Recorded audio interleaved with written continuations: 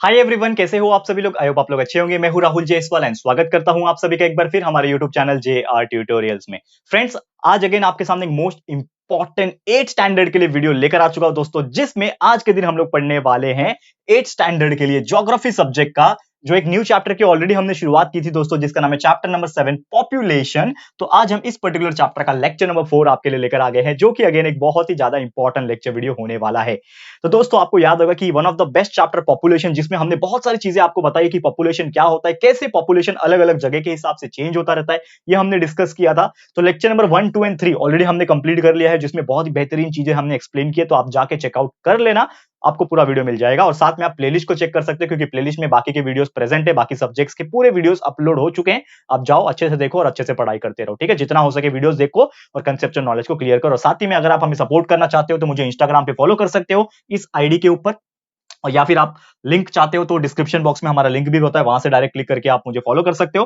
फायदा ये होगा फॉलो करने का दोस्तों कि आप सोशली मुझसे कनेक्ट हो सकते हो। बहुत जरूरी है आज के डेट में सोशली कनेक्ट होना। और दूसरा चीज, हम बीच बीच में लाइव इंटरेक्शन रखते हैं, जिसमें मुझे आप फेस टू फेस बातें कर सकते हो और आपके सवाल, आपके डाउट्स जो है पूछ सकते हो। और साथ ही में हमारे 2 और चैनल यूट्यूब के ऊपर जरूर से फॉलो कर लेना, सब्सक्राइब कर लेना, बहुत ही अच्छा लगेगा। JR टॉक्स, जिसमें हम करियर गाइडेंस के वीडियोस अपलोड करते हैं, मोटिवेशनल वीडियो, इंटरव्यूज के वीडियो डालते हैं। साथ ही में हमारा तीसरा व्लॉगिंग चैनल है, जहां पे भी हम जाते हैं थोड़ा बहुत घूमने के लिए, वहां के कुछ क्लिप्स आपके साथ शेयर करते हैं। बहुत अच्छा लगेगा अगर आप सपोर्ट करोगे और सब्सक्राइब करोगे ये चैनल्स को, तो प्लीज चेकआउट कर लेना, ठीक है। चलिए वीडियो की शुरुआत करते हैं।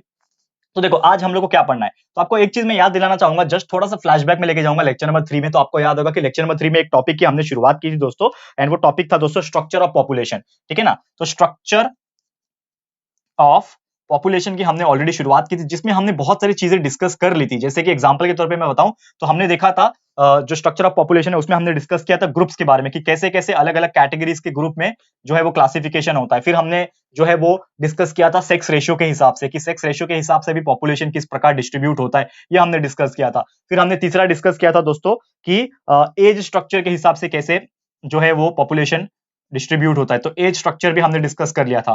फिर हमने चौथा डिस्कस किया था, अगर मैं आपको याद दिलाऊं तो, जो कि था ऑक्यूपेशनल स्ट्रक्चर, यानी कि लोग अलग अलग ऑक्यूपेशन के हिसाब से भी जो है वो काम करते हैं और उसके हिसाब से पॉपुलेशन जो है वो डिवाइड होती है। तो ऑक्यूपेशनल स्ट्रक्चर भी हमने डिस्कस कर लिया था।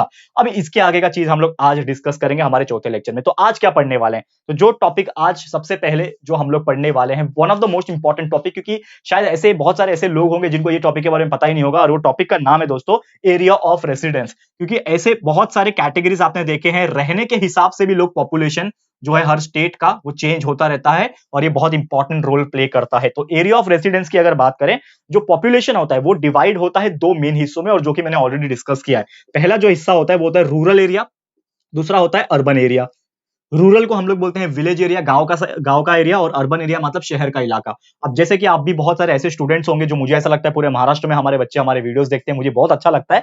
तो ऐसे बहुत सारे स्टूडेंट होंगे जो शायद बहुत ही ज्यादा रूरल एरिया में रहते होंगे, यानी बहुत गांव के साइड रहते होंगे, ठीक है। और बहुत सारे ऐसे स्टूडेंट्स भी होंगे आप में से जो अर्बन एरिया में रहते होंगे, यानी एकदम पॉश इलाके, शहर इलाके में रहते होंगे। तो आपको खुद ना खुद एक बेसिक फर्क पता चल जाता होगा कि रूरल एरिया और अर्बन एरिया में क्या फर्क है। तो अकॉर्डिंगली अगर मैं बात करूं, रूरल एरिया जो उसमें मेन ऑक्यूपेशन होता है, वो ज्यादातर लोग क्या करते हैं, खेती करते हैं, खेती करके अपनी फूड प्रोडक्शंस करते हैं, फूड ग्रेन्स को उगाते हैं, अनाज उगाते हैं, ठीक है। और यही जो अर्बन एरिया में रहने वाले लोग हैं, वो यही रूरल एरिया के रहने वाले लोग के जो फूड प्रोडक्शन है उसके ऊपर डिपेंड करते हैं। तो जस्ट इमेजिन करो, क्या इमेजिन करना है कि बाई चांस रूरल एरिया के जो लोग होते हैं, किसान जो होते हैं, फार्मर्स जो होते हैं, वो अगर फूड ग्रेन्स को प्रोड्यूस करना बंद कर दें, यानी कि खेती करना बंद कर दें, तो हम अर्बन वाले लोग, यानी कि आप भी मोस्टली लोग शहर में रहते हैं, मैं भी शहर में रहता हूं, तो हम लोग जो है गेहूं चावल, जो हम लोग बेसिकली जो चावल दाल गेहूं जो बेसिक जो हमारा फूड है, वो हम लोग क्या कहां से लाते हैं, हम खेती से लाते हैं क्या जाके, नहीं, हम लाते हैं दुकान से, किराने के दुकान से खरीद के 50 किलो 20 किलो ऐसा लेके आते हैं, और उसके हिसाब से हम घर में रखते हैं और उसको बना के खाते हैं, ठीक है।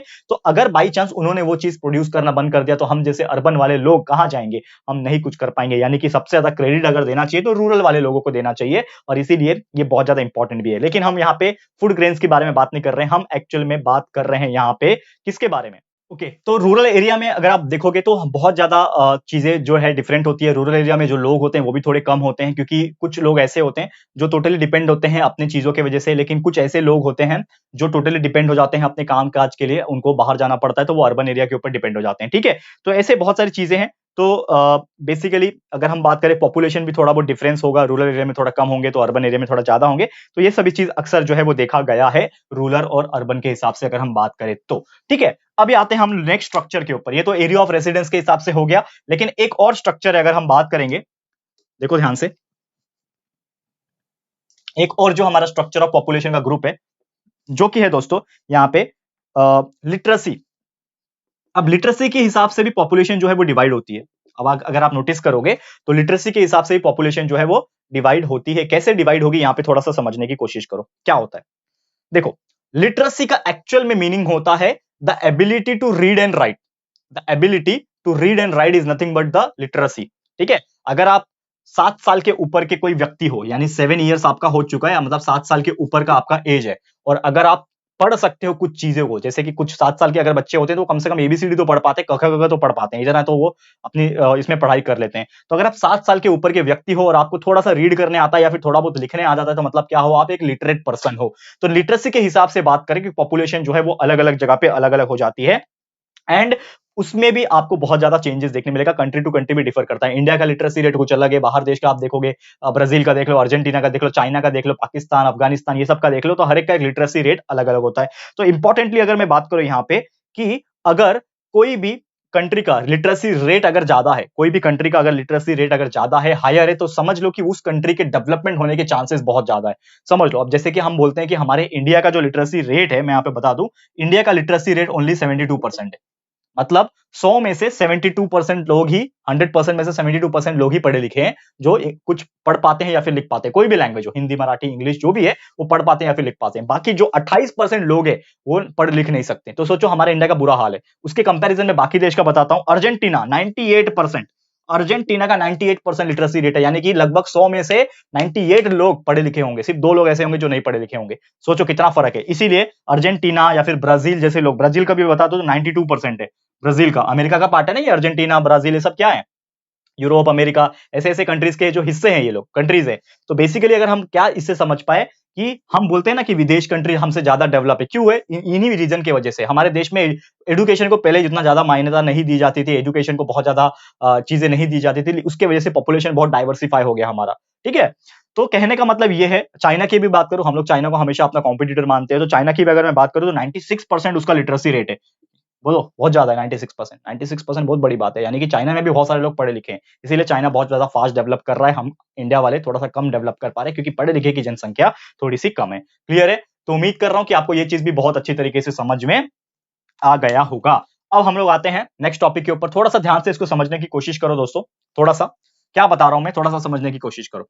अब ये जो चीजें हैं वो हो गई हमारी 6th पॉइंट तक, यानी कि पॉपुलेशन का स्ट्रक्चर के हिसाब से बात किया जाए तो हमने ये 6 चीजें जो है लिटरेसी के हिसाब से समझ लिया। अब एक आखिरी पॉइंट है, इसको भी डिस्कस कर लेते हैं।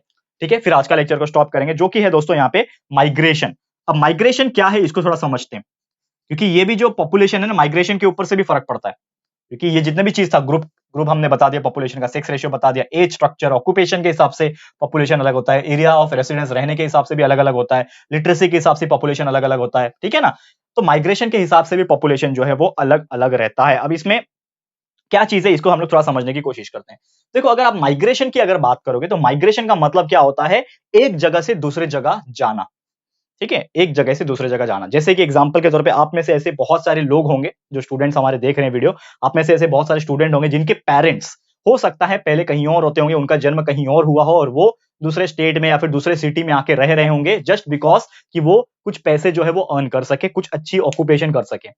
तो चांसेस क्या होता है माइग्रेशन का, माइग्रेशन का जो चांसेस होता है अगर हम बात करें तो लोग जो है वो अलग अलग जगह पे क्यों जाते हैं, 2-3 फैक्टर्स की वजह से जाते हैं। या तो वो माइग्रेट क्यों करते हैं, या तो उनको जॉब कहीं पे लगती है अच्छी, कहीं पे जॉब लग गई, जैसे मैं हूं, मैंने इंजीनियरिंग कर लिया, अब मुझे जॉब जो है चेन्नई वगैरह में लग गया था। ठीक है, मैं अपना अगर मैं बात बताऊं, मुझे चेन्नई में जॉब लग रहा था, मुझे दिल्ली में जॉब लग रहा था, लेकिन मैं गया नहीं वहां पे। क्यों? क्योंकि मेरी फैमिली यहाँ रहती है, तो मैंने छोड़ के नहीं गया। मैं बोला कि चलो यहाँ पे करेंगे, हम मेरा जो पैशन है टीचिंग उसको ही फॉलो करेंगे और बच्चों के लिए कुछ करेंगे, अपने लाइफ में कुछ उनको आगे बढ़ाएंगे। ये मेरा पैशन था, इसके लिए मैं रुक गया। लेकिन there are so many people जो अलग अलग चीजें कर लेते हैं, इंजीनियरिंग कर लेते हैं, कुछ भी कर लेते हैं, और वो कहीं और चले जाते हैं जॉब करने के लिए। बहुत सारे एग्जाम्पल्स है, कहीं कोई चेन्नई चला गया, कोई कोलकाता चला गया, कोई मुंबई आ गया, कोई दूसरे जगह चला गया, ठीक है, दिल्ली चला गया। ऐसे जगह पे लोग जाके बस जाते हैं, वहां पे आके सेटल हो जाते हैं और जॉब करते हैं। कुछ ऐसे भी लोग हो जाते हैं दूसरे दूसरे देश में चले जाते हैं, जैसे किसी को अमेरिका में जॉब लग गया, किसी को यूएस में जॉब लग गया, मतलब यूएस अमेरिका एक ही है, लेकिन कोई इंग्लैंड चला गया, कोई लंदन चला गया, कोई जर्मनी चला गया, ठीक है ना, ऐसे बहुत सारे अलग अलग जगह पे वो चले जाते हैं और जॉब करते हैं। तो ये एक फैक्टर हो सकता है। उसके अलावा शादी, मैरिज,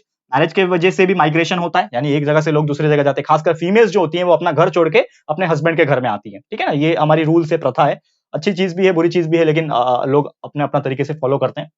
लेकिन मैरिज की वजह से भी माइग्रेशन होता है, कुछ बड़े-बड़े दूर से भी लोग आते हैं। आजकल तो विदेश वगैरह में भी शादी होने लगी है, यानी कि कुछ लड़के लोग अगर विदेश में रहते हैं, तो लड़की अगर इंडिया की है, तो इंडिया की लड़की उसको सेटल होना पड़ता है विदेश में। ऐसे होते हैं नॉर्मली, कोई गाँव की होती है, तो इतने दूर से वो शहर में आती है रहने के लिए। तो इस प्रकार से माइग्रेशन होता है और लोग अलग-अलग तरीके से माइग्रेट करते हैं। और ये जो चीज़ें हैं, जॉब और मैरिज के अलावा और भी ऐसे बहुत सारी इंपॉर्टेंट चीज़ें हैं, जैसे कि अगर बात करें एजुकेशन, लोग पढ़ने के लिए भी दूर-दूर तक जाते हैं। हमारे टाइम पे पढ़ने के लिए लोग कहाँ-कहाँ जाते थे, दूसरे-दूसरे स्टेट जाते थे लोग पढ़ने के लिए, अमेरिका चले जाते हैं, लंदन चले जाते हैं, जर्मनी चले जाते हैं, अलग-अलग जगह चले जाते हैं पढ़ाई के लिए, यानी कि एजुकेशन के लिए भी लोग अलग-अलग जगह जाते हैं। टूरिज्म, घूमने के लिए लोग जाते हैं, अलग-अलग जगह पे माइग्रेट करते हैं, ठीक है ना? उसके अलावा नेचुरल कैलामिटीज़ हो गया, समझ लो आप पहाड़ी इलाके में रहते हो, लैंडस्लाइड हो गया, आपका घर तबाह हो गया, तो आप कहीं न कहीं सेफ जगह पे चले जाओगे, यानी कि आपने माइग्रेट कर लिया, ठीक है ना? तो ये सभी कुछ चीज़ें, फैक्टर्स हैं जो हमें माइग्रेट करने पे मजबूर करती है और इसके हिसाब से पॉपुलेशन जो है वो भी बहुत ज़्यादा चेंज होता रहता है। और जहाँ पे लोगों को सुविधाएँ मिलती है, जहाँ पे लोगों को फैसिलिटीज़ मिलती है, लोग तो वहीं जाएँगे ना। जैसे कि एग्जांपल के तौर पे आप एक गाँव में रहते हो, एक रूरल एरिया में रहते हो, लेकिन आप वहाँ पे देख रहे हो कि आप खेती कर पा रहे हो, आप अपना अनाज उगा पा रहे हो, सब कुछ कर पा रहे हो, लेकिन आपके वहाँ पे कुछ फैसिलिटीज़ नहीं है। क्योंकि सिर्फ आप अनाज पैदा करके सिर्फ खाओगे, गेहूँ, चावल, रोटी खाओगे, तो उससे आप जिंदा तो रहोगे, लेकिन आपको जो मॉडर्नाइज़ेशन अपने लाइफ में लाना है, वो नहीं ला पाओगे। जैसे कि एग्जांपल के तौर पे अगर आपको जॉब करना है, तो आप जॉब नहीं कर पाओगे, क्योंकि शहर गाँव में जॉब नहीं है, शहर में जाना पड़ेगा। दूसरा चीज़ है कि हो सकता है आपका गाँव बहुत ज़्यादा अंदर हो, बहुत ज़्यादा पिछड़ा हुआ गाँव हो, तो वहाँ पे कोई हॉस्पिटल की फैसिलिटीज़ नहीं होगी, वहाँ पे कोई स्कूल, कॉलेजेस बहुत अच्छा वाला नहीं होगा, तो वहाँ पे आपको नहीं रह पाओगे, आप उसको छोड़ना ही पड़ेगा। तो वहाँ से आप माइग्रेट करके कोई अर्बन एरिया में आ जाओगे, कोई अच्छे शहर में आ जाओगे, या फिर हो सकता है गाँव में ही जाओ, लेकिन थोड़े अच्छे वाले गाँव में जाओ, जो थोड़े से सुविधा वाले होते हैं। तो जहाँ पे आपका एमिनिटीज़ होती है, जहाँ पे आपकी हॉस्पिटैलिटीज़ होती है, सर्विसेज़ अच्छी होती है, वहाँ पे आप जाना पसंद करोगे। और यही जो चीज़ें हैं, बहुत इंपॉर्टेंट फैक्टर जो है माइग्रेशन का बनाता है, और यही चीज़ पॉपुलेशन को भी बहुत अलग-अलग तरीके से डिस्ट्रीब्यूट भी करता है। और साथ ही में अगर बात करें कि जो परसेंटेज के हिसाब से अगर हम बात करें, जो माइग्रेशन होता है वो भी बहुत ज़्यादा अलग-अलग है। तो कुछ कंट्रीज़ के हिसाब से माइग्रेशन बहुत ज़्यादा होता है, कुछ कंट्रीज़ के हिसाब से माइग्रेशन बहुत कम भी होता है। इंडिया में माइग्रेशन बहुत ज़्यादा देखने मिलता है। दूसरे यूएस वगैरह में आप देखोगे तो वहाँ पे भी बहुत सारे लोग अलग-अलग कंट्रीज़ से आके बसे हुए हैं, माइग्रेशन होता है। इंडिया में भी ऐसे ही बहुत सारी चीज़ें हैं। खासकर हमारे मुंबई का बेस्ट एग्जांपल ले लेता हूँ मैं। तो हमारा मुंबई एक ऐसा शहर है जिसमें अलग-अलग विभिन्न प्रकार के लोग अलग-अलग प्रांतों से आके बसे हुए हैं, अपना जॉब कर रहे हैं, अपना बिज़नेस कर रहे हैं और सक्सेसफुल होके जा रहे हैं। तो ये कहीं न कहीं ये दर्शाता है कि कितना डाइवर्सिफाई है हमारा इंडिया, और पॉपुलेशन कितना ज़्यादा डाइवर्सिफाई है, डिस्ट्रीब्यूट हुआ है, और कितने अलग-अलग लोग अलग-अलग जगह से माइग्रेट करके आते हैं। और इससे हमारा इकोनॉमिक डेवलपमेंट के ऊपर भी बहुत ज़्यादा फ़र्क पड़ता है, क्योंकि अगर बहुत सारे लोग एक जगह रह रहे हैं और अपना कंट्रीब्यूशन दे रहे हैं देश के लिए, तो देश की इकोनॉमी जो है वो बहुत ज़्यादा अच्छे से ऊपर चढ़ सकती है और डेवलपमेंट हो सकता है। तो ये सभी चीज़ें हो गई। और भले ही हमारा जो पॉपुलेशन इंटेंसिटी अगर हम बात करें, वो हमारा थोड़ा-सा लो है। पॉपुलेशन इंटेंसिटी मतलब पॉपुलेशन नहीं, हमारा डिस्ट्रीब्यूशन डेंसिटी, माइग्रेशन डिस्ट्रीब्यूशन अगर हम लोग टोटल पॉपुलेशन के हिसाब से करेंगे, तो वो कम है, लेकिन फिर भी बहुत ज़्यादा है अगर देखा जाए तो। ठीक है? क्लियर है? तो ये सब कुछ फैक्टर्स है दोस्तों, जो हमने डिस्कस कर लिए स्ट्रक्चर ऑफ पॉपुलेशन के अंदर, जो सब चीज़ कवर कर लेता है। ठीक है? तो इसी के साथ मैं आज का वीडियो समाप्त करूँगा, और ऑलमोस्ट जितने भी टॉपिक्स थे हमारे इस चैप्टर के अंदर वो कंप्लीट हो चुके हैं। बस कुछ ही टॉपिक्स बचे हुए हैं छोटे-मोटे, जैसे जैसे कि रिसोर्सेज, पॉपुलेशन क्या है, एक रिसोर्स है, तो वो क्या है उसके बारे में थोड़ा-सा हम डिस्कस करेंगे। तो एक छोटा-सा टॉपिक बचा हुआ है, लेकिन उसको हम लोग कंटिन्यू करेंगे हमारे अगले लेक्चर में, यानी कि लेक्चर नंबर 5 में लेकर आ जाऊँगा। थोड़ा बड़ा चैप्टर है, इसके लिए हम लोग छोटे-छोटे पार्ट में कर रहे हैं इसको। तो लेक्चर नंबर 5 एक और लेक्चर लेकर आ जाऊँगा इस चैप्टर के ऊपर, जिसमें बचा हुआ जो रिसोर्स का टॉपिक है वो हम लोग कंप्लीट करेंगे। ठीक है? आप लोग हमारे साथ बस बने रहना, आप लोग बस सपोर्ट दिखाते रहना, और इसी प्रकार हम आपके लिए कंटिन्यूअसली वीडियो बनाते रहेंगे। ठीक है? तो इसी के साथ आज का वीडियो समाप्त करता हूं। आप लोग प्लेलिस्ट को चेक कर सकते हो, और बाकी चीजें आपको मिल जाएगी। पढ़ाई करते रहो अच्छे से। मैं चाहता हूं कि आप लोग अपने लाइफ में बहुत आगे बढ़े और ऐसे ही प्यार दिखाते रहें। ठीक है? तो ये वीडियो आपको कैसा लगा है प्लीज हमें कमेंट करके बताना, अपनी राय और सजेशन जरूर से देना। वीडियो पसंद आया है, अच्छा लगा है दोस्तों, तो प्लीज ये वीडियो को लाइक कीजिएगा, शेयर जरूर से कर देना, अपने सारे फ्रेंड्स एंड रिलेटिव्स को फटाफट से शेयर कर दो दोस्तों। एंड अगर आपने अभी तक इस चैनल को सब्सक्राइब नहीं किया है, तो फटाफट से हमारे चैनल को भी सब्सक्राइब कर देना, साथ में एक बेल आइकन होता है उसको प्रेस कर देना, ताकि फ्यूचर में हम कभी भी कोई भी वीडियोस को अपलोड करेंगे तो आप लोगों को नोटिफिकेशन मिलती रहेगी। ठीक है फ्रेंड्स, तो मिलते हैं हमारे अगले वीडियो में। ये वीडियो देखने के लिए thank you and good bye.